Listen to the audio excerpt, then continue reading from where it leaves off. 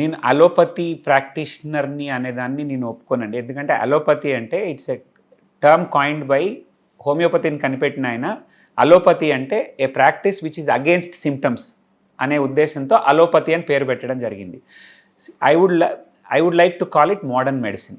నేను modern medicine ప్రాక్టీషనర్‌గా ఈ హోమియోపతి వేస్టు లేకపోతే ఆయుర్వేదం ఫ్రాడు ఇలా అనడము ఎవరైనా అంటూ ఉంటారు, చాలామంది చెప్తూ ఉంటారు. అది చాలా పొరపాటు, తప్పు. ఎందుకు అంటున్నానంటే, ఉదాహరణకి వేల సంవత్సరాల నుంచి చైనాలో హెర్బ్స్‌తో మలేరియాని ట్రీట్ చేసేవాళ్ళు. దాని యాక్టివ్ ప్రిన్సిపల్‌ని కనుక్కొని ఆర్టిసెన్యూట్ అనే మెడిసిన్ తయారు చేశారు. ఎప్పటినుంచో జ్వరం వస్తే సింకోనా బార్క్ అనే బార్క్ తినేవాళ్ళు సౌత్ అమెరికాలో. దాని నుంచే క్వినిన్ కనిపెట్టారు. సో ఈ యాక్టివ్ ప్రిన్సిపల్స్, సో అవన్నీ కూడా న్యాచురల్ మెడిసిన్ సిస్టమ్సే కదా. సో అప్పుడున్న పరిస్థితులలో, అప్పుడున్న టెక్నాలజీ ఆధారంగా, అప్పుడు వాళ్ళకున్న నాలెడ్జ్ ఆధారంగా ఒక సిస్టమ్ ఆఫ్ మెడిసిన్ డెవలప్ అయింది. సో అది పూర్తిగా తప్పని కానీ, లేకపోతే అది అయిపోయింది, అది వేస్ట్ అని కానీ ఏ మోడర్న్ మెడిసిన్ ప్రాక్టీషనర్ అనకూడదు.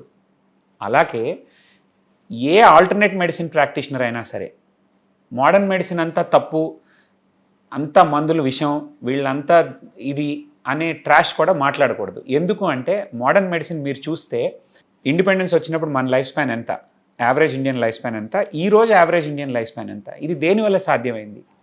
ఇప్పటికిప్పుడు మీకు హార్ట్ అటాక్ వస్తే మిమ్మల్ని ఏ సిస్టమ్ ఆఫ్ మెడిసిన్ కాపాడుతుంది? ఇప్పటికిప్పుడు మీ కిడ్నీలు చెడిపోతే, ఇప్పటికిప్పుడు మీ లంగ్స్ పనిచేయకపోతే best inventions, the best medicines, anesthetic సర్వీసెసే కావచ్చు, కాంప్లికేటెడ్ సర్జరీస్ కావచ్చు, బ్రెయిన్ సర్జరీస్ దగ్గర నుంచి, హార్ట్ లంగ్ బైపాస్ ట్రాన్స్ప్లాంట్ దగ్గర నుంచి, కిడ్నీ ట్రాన్స్ప్లాంట్ దగ్గర నుంచి, ఎక్మో మెషిన్ పెట్టి లంగ్స్ చెడిపోయిన వాళ్ళని కాపాడి వాళ్ళని కోవిడ్ టైంలో ఎన్ని చూసాం.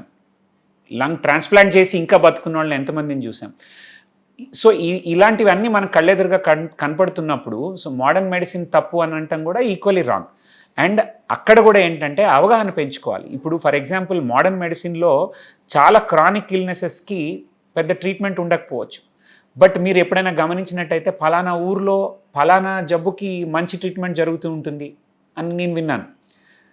అది నేను చాలా సందర్భాలలో విన్నాను. నేను ఎక్స్పీరియన్స్ అయ్యాను యాజ్ ఎ డాక్టర్ కూడా. ఫర్ ఎగ్జాంపుల్ ఎగ్జిమా ఉంది, క్రానిక్ ఎగ్జిమా ఉంటుంది, చాలామంది డర్మటాలజీ దగ్గరికి వెళ్తూ ఉంటారు, మందులు రాస్తూ ఉంటారు. One of my patient got miraculously cured. I asked, ఏం చేశారు మీరు అంటే, ఫలానా ఊర్లో ఫలానా మందు తీసుకున్నాను. సో అలాంటి ఇప్పుడు అది native medicine he has taken and it worked for him. I have seen it working. So as a modern సైన్స్లో ఏంటంటే మీరు గొప్ప నేను గొప్ప అనే దానికన్నా అందులో ఏం మెడిసిన్ ఉంది, ఎవిడెన్స్ బేస్డ్ మెడిసిన్ అంటాం, అందులో యాక్టివ్ ప్రిన్సిపల్ ఏంటి, సైంటిఫిక్ రీసెర్చ్ చేయాలి, ఎస్టాబ్లిష్ చేయాలి. సో నేనేమంటానంటే మన ట్రెడిషనల్ సిస్టమ్ ఆఫ్ మెడిసిన్స్ని ఎప్పుడూ మనం తక్కువ చేసి చూడకూడదు. వాటిని కూడా మనం రీసెర్చ్ చేసి, ఎవిడెన్స్ క్రియేట్ చేసి, స్టడీస్ చేసి, ఇప్పుడు డబుల్ బ్లైండ్ స్టడీస్, సింగిల్ చాలా వచ్చాయి. సో మోడర్న్ స్టాటిస్టికల్ మెథడ్స్లో మన ఎఫెక్టివ్నెస్ ఆఫ్ మన మెడిసిన్స్ని మనం ప్రూవ్ చేసుకొని ప్రతి సిస్టమ్, అది హోమియోపతి కావచ్చు, యునానీ కావచ్చు, ఆయుర్వేదం కావచ్చు, అట్లాగే మేము దాన్ని ప్రూవ్ చేసి దాన్ని ప్రపంచానికి అందించవచ్చు. మోడర్న్ మెడిసిన్లో ఉంది అదే. ఇప్పుడు ఒకప్పుడు మోడర్న్ మెడిసిన్లో కూడా అవైలబుల్ టెక్నాలజీ పూర్గా ఉన్నప్పుడు కొంతవరకు మాత్రమే చేసి వదిలేసేవాళ్ళు. ఇప్పుడు as the technology advanced we realise that we were wrong. చాలా జబ్బులకి చాలా రాంగ్ ట్రీట్మెంట్స్ ఇచ్చున్నాం, ఇంతకుముందు అది జరిగిపోయింది. బట్ ఇప్పుడు కొత్త రీసెర్చ్ రావడము, కొత్త టెస్ట్లు అవైలబుల్ ఉండటంలో డయాగ్నోసిస్లో బెటర్గా ఉంది, ట్రీట్మెంట్లో కూడా బెటర్గా ఉంది. అట్లా అని చెప్పి అన్ని జబ్బులకి మా దగ్గరే ట్రీట్మెంట్ ఉందా అంటే లేదు. Definitely there are problems which we can't handle and which we can complement.